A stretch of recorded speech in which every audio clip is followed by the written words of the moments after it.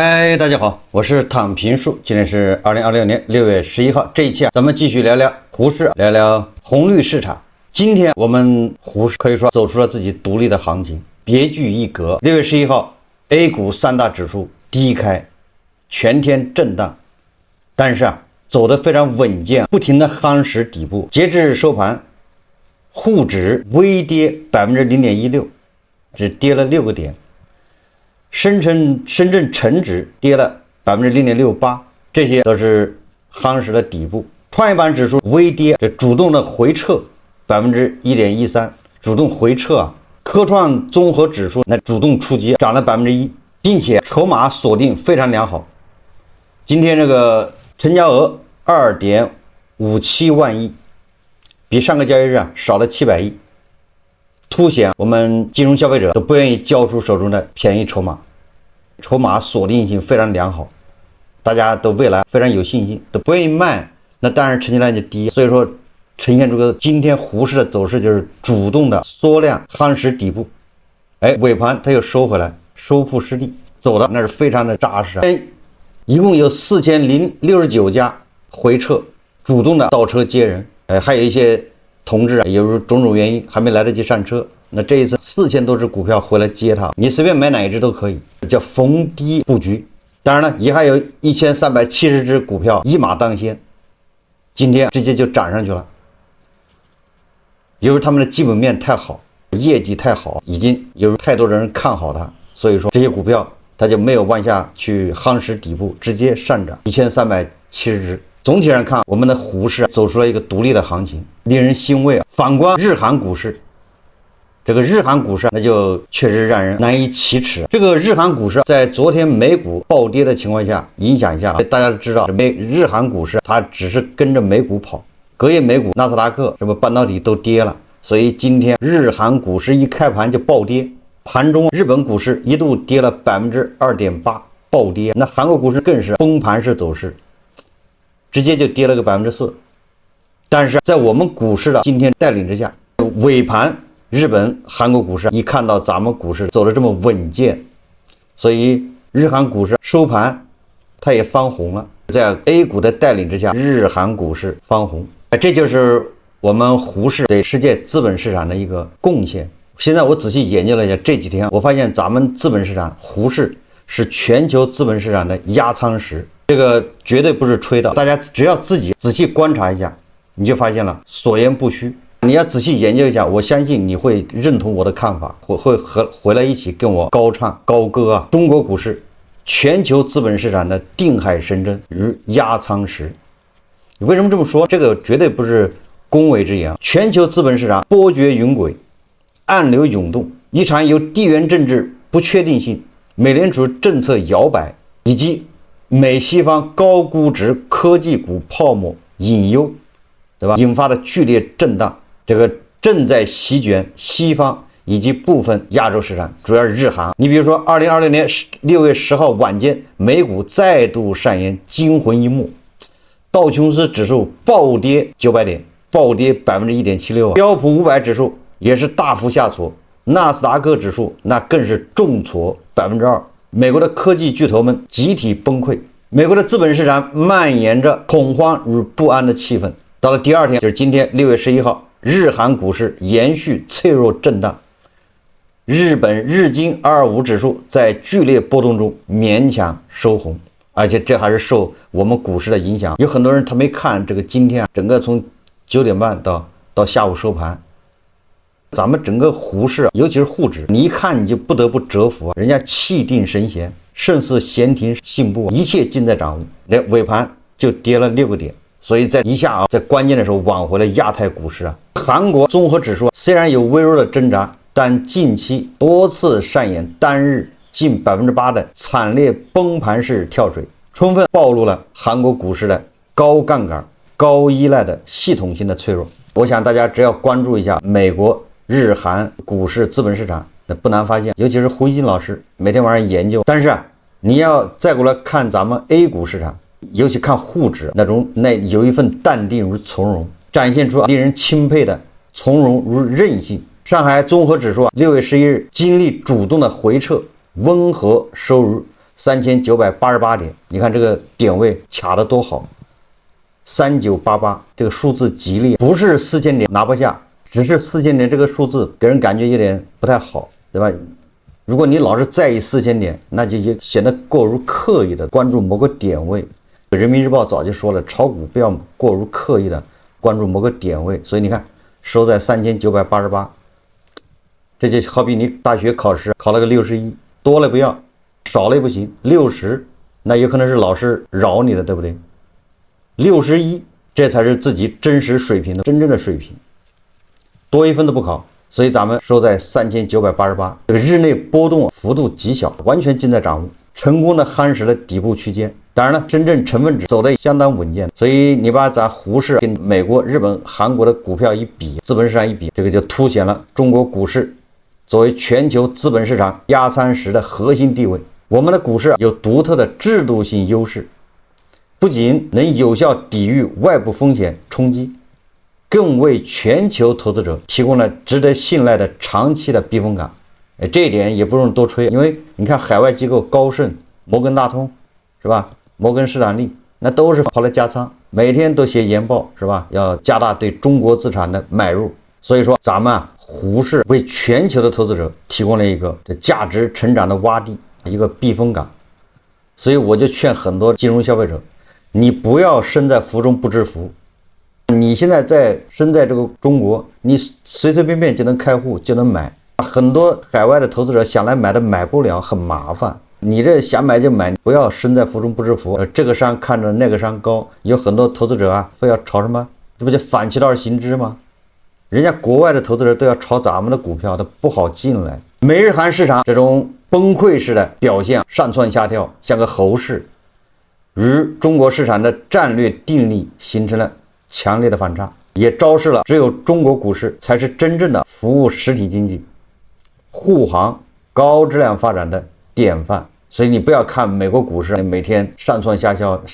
的，日韓股市也是的，跟着後面不是向上熔斷就是向下熔斷，那都是低質量。咱們這個穩那是高質量的穩。所以說這個辯證關係要搞清楚。美股納斯達克指數在高位泡沫破裂邊緣掙扎，這種崩潰前兆式的劇烈調整，正是此前末日瘋狂式上漲的必然結果。投資者在 AI 敘事和低利率幻覺驅動下，盲目推高估值，一旦地緣衝突、通脹壓力或政策預期轉向，瞬間便一瀉千里，恐慌指數飆升，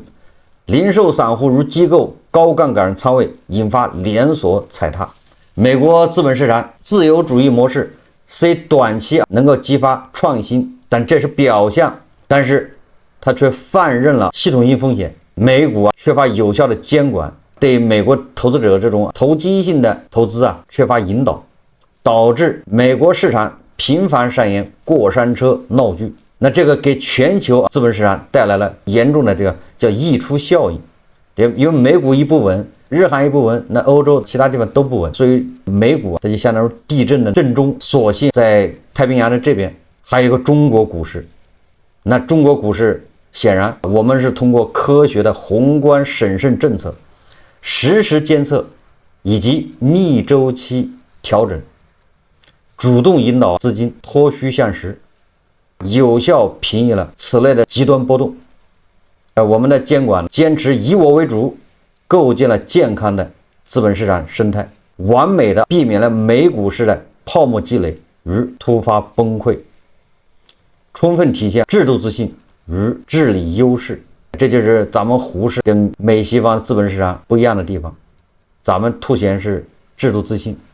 是高質量的調整，美國、日韓那是低質量的上漲。這根本原因還是美股高度依賴華爾街資本逐利與美聯儲放水刺激，再疊加美國投資者情緒極度不冷靜，追漲殺跌，喜歡聽故事炒概念，一旦外部衝擊來臨，便暴露美國資本市場這種紙糊的本質。而中國股市則以服務實體經濟為根本，政策連續穩定，長期資金佔比提升。中國的投資者已經成熟了，大家都在做長線投資者，對那些概念股那些棄之如敝履。所以中國股市已經以自己獨特的魅力以自己獨特的制度優勢、治理優勢，已經形成了一個完美的慢牛格局，為中國投資者提供了一個真正的安全邊際和投資平台。而日韓市場，日本和韓國的資本市場，它更是被美國資本市场所綁架、脅迫，沒有辦法走出自己獨立行情。日韓市場高度綁定全球供應鏈與外部需求，在美聯儲政策轉向或地緣風險升溫時，極易出現崩潰式反應。韓國散戶槓桿率奇高，日本出口導向經濟對匯率與全球需求敏感，這些結構性缺陷放大了波動性。而中國股市則以內需為強大的根基，產業鏈完整，國內市場廣闊，大有可為，形成了天然的防火牆。政策工具箱豐富多樣，財政貨幣協同發力，能精準對沖外部衝擊，引導市場主動回撤，夯實底部，而非被動的崩潰。從這個制度層面來說，日韓雖然開放度高，但是凸顯了它監管精細化不足，容易被國際熱錢操縱。而我們是堅持中國式的市場經濟，強調國家戰略引導與市場化改革相結合。所以這種制度性的優勢，讓中國股市在全球資本市場動盪之中屹立不倒，成為區域乃至全世界穩定的重要錨點。6月11號，中國股市在外部風雨動盪中展現出戰略定力。上海綜合指數小幅主動的回撤，但迅速穩住關鍵支撐，成交結構優化，新能源、消費、先進製造等高質量板塊凸顯韌性，充分反映經濟基本面向好的強硬支撐。A 股這種主動調整，正是市場健康運行的體現，不盲目追高，而是通過理性的回調，蓄勢待發，為下一階段上5000點奠定堅實的基礎。有很多人就說了，那中國股市怎麼感覺漲得不夠啊？這個你搞錯了，因為我們和西方的股市這個估值邏輯它有本質差異。美國、日本、韓國的科技股，它表面上看它的市盈率很低，但是難掩他們的叫不可持續壓力。反觀我們的科技股，雖然市盈率顯得有點高，幾萬，但是它難以掩蓋彰顯了我們巨大的成長性。這個就是我們和美國、日本、韓國資本市場估值邏輯不同。進一步對比美國、日本、韓國與中國科技股的估值邏輯，更能凸顯中國股市的制度優越性與長期的吸引力。美日韓科技股當前市盈率多在幾十倍區間，看似合理，表面上看是低估，實則隱藏着巨大的不可持續的風險。以美股為代表，納斯達克科技板塊整體 PE 就是市盈率30到35倍，部分龍頭雖有一定盈利，但面對 AI 資本開支高企、競爭白熱化以及宏觀緊縮壓力，未來盈利增長面臨嚴峻挑戰。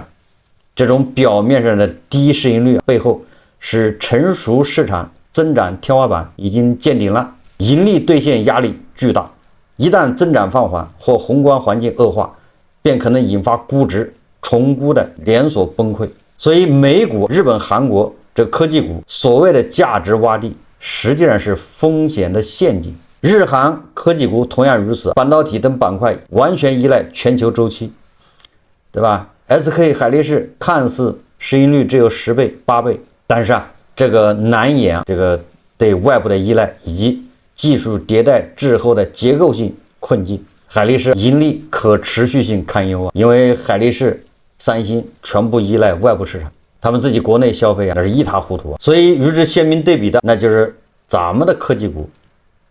雖然表面上看是幾百倍乃至數千倍甚至上萬倍的高市盈率，但這是表面現象，表面上看估值高企，實際上完全具有合理性，而且是極具前瞻性。這個也正是中國經濟高質量發展與創新驅動戰略的生動的體現。為什麼？因為我們中國科技企業是依托龐大的國內市場、完整的產業鏈優勢以及強大的國家政策支持，正處於高速成長期。我們還有韜定律，我們可以換道超車我們巨額研發投入正轉化為核心技術突破與市場份額的擴張，未來盈利潛力呈爆發式增長。我們科技股的高市盈率不僅是市場對中國創新能力的信心的投票，更是基於長期成長性一個前瞻定價，也就是有一定的前瞻性，比美西方成熟市場那種低增長背景下的低市盈率幻覺啊，那不知好到哪里去了。在咱們制度框架下，我們的高估值企業能夠穩定的獲得資金支持、政策引導和風險防控，能夠成功的避免美國、日本、韓國短期盈利壓力與泡沫破裂風險，所以能夠真正的實現估值與基本面的良性匹配，為全球投資者帶來可持續的高回報預期。所以你看，美西方的和咱們科技股估值差異，这個本質實際上是制度與發展階段的根本不同。中國的股市，我們是最鼓勵創新，支持長遠，所以中國科技股的高市盈率是成長性溢價的理性反應，而美日韓的表面上看是低市盈率，實則是增長乏力與風險急劇的危險信號。不要被那個海力士什麼8倍市盈率所迷惑，因為他們已經到頭了，就像一個100多歲的老太太。所以這個進一步證明了中國資本市場在服務實體與創新驅動方面的制度性優勢。當前全球經濟面臨地緣衝突、利率分化、通脹壓力等多重考驗，美日韓市场的劇烈波動與末日式崩潰式的反應進一步放大了不確定性，通過金融渠道傳導至全球，而中國股市則如中流砥柱，以低波動、高韌性的表現穩住了區域乃至全球的信心，跟美的的股票形成了一個對沖。所以說我們是壓艙石，那美的在太平洋那邊就不停的晃，我們在這邊不停的壓，不停的穩。所以說根据咱們剛才說的這一切昨天隔夜美股的慘烈回調，今天日韓股市的這種放任自我的走法，與中國股市從容穩健形成了鮮明的對照。中國股市以主動調控能力、強大的韌性與制度優勢，牢牢占據全球資本市場壓艙石的戰略高地，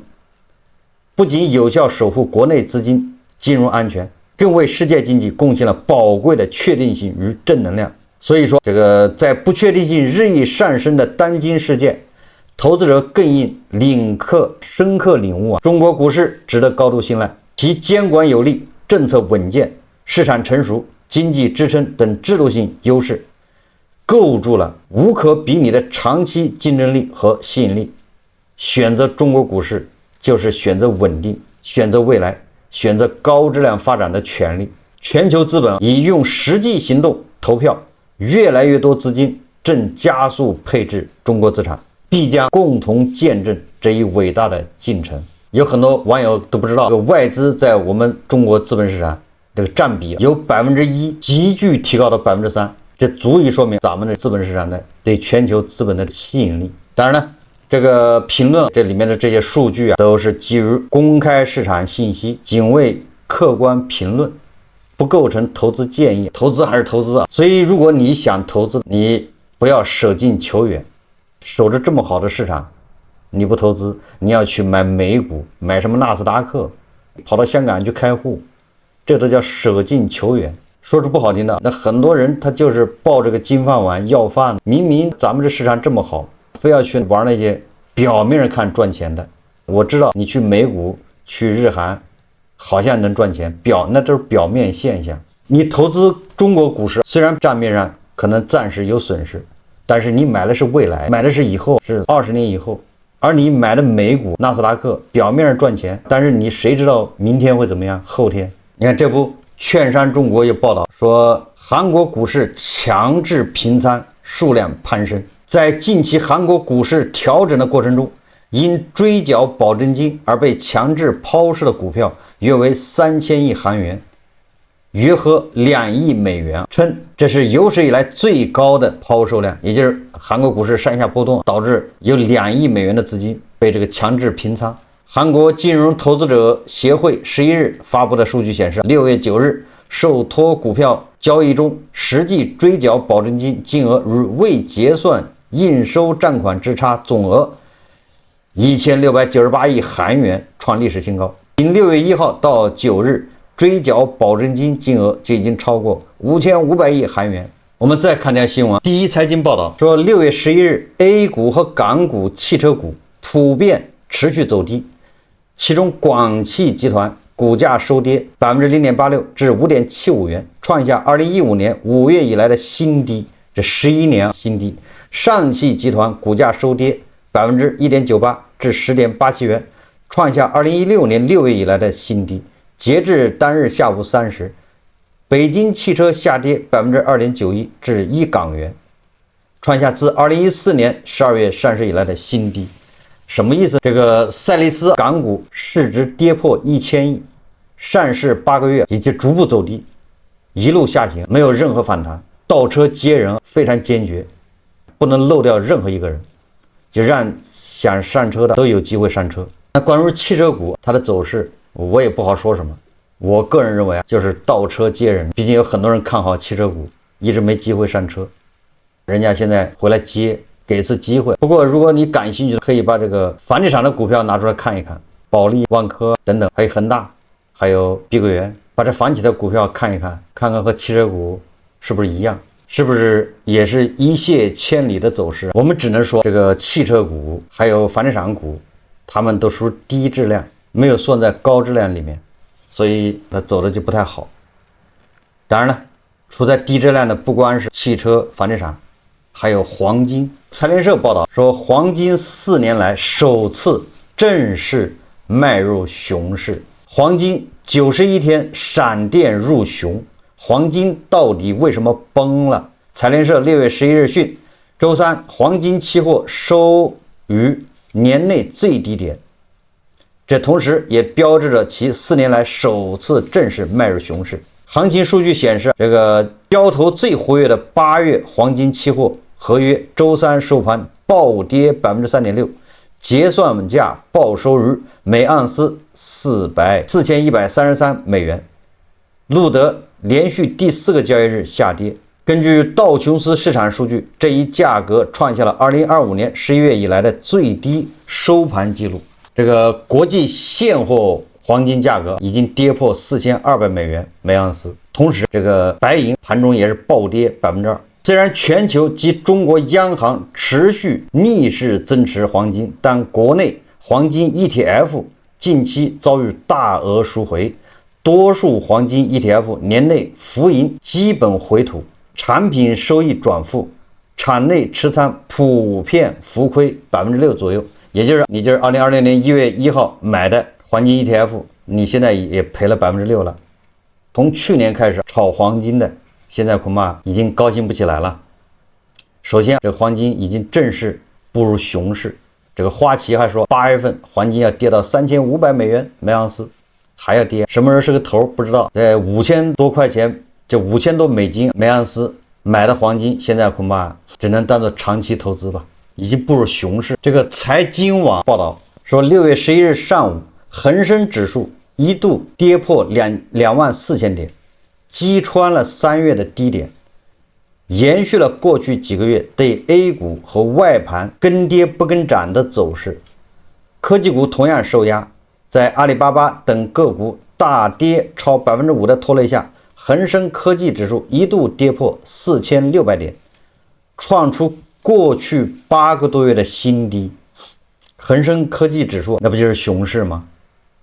？8個多月的新低。第一財經記者採訪的業內人士看來，港股估值並不高，當前位置適合分批布局，而非重倉追漲殺跌。建議投資者優先選擇盈利穩定、估值合理、具備競爭優勢的優質資產。此外，部分權重互聯網公司因為估值已處於低點，能給市場提供一定的穩定性。這個我還是那個態度，你為什麼捨近而求遠？這個 A 股這麼好，為什麼要去炒港股呢？同樣是第一財經，他說港交所前5個月 IPO 融資額達1600億港元，說今年以來香港市場熱潮絲毫未減。今年前5個月，港交所首次公開招股，融資額達1600億港元，股權資本市場融資總額超4000億港元，還有大量的企業在港股那兒排隊上市。怎麼說呢？就像擀麵條一樣呢，現在麵粉多了加水，水多了加麵粉，大量的企業跑到香港上市。第一個抽血是吧？第二個蘿蔔快了不洗泥，這些企業說不好聽的，咱們 A 股都不要的，跑到港股上市去了。